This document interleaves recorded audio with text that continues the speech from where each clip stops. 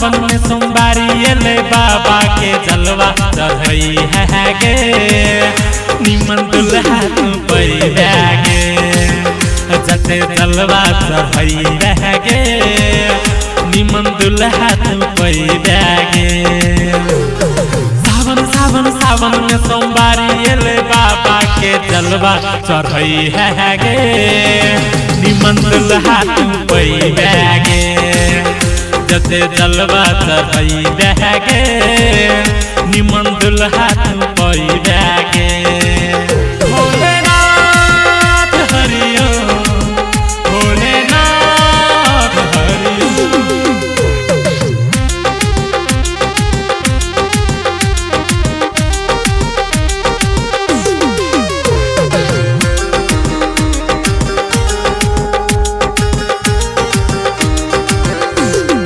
पूजा के डलिया तुम लौक माथे पे ओढ़नी तू धक बाबा से कहिया है बाबा नीमन तू दुल्हा दीह। सावन सावन सावन सावन सावन में तू चूड़ी हरियर पहनी है गे खम के धमक बिहा गे चूड़ी हरियर पहनी है गे खम के धमक बिहा गे पैबा गे पैबा गे निमन दुल्हा तू पैबा गे।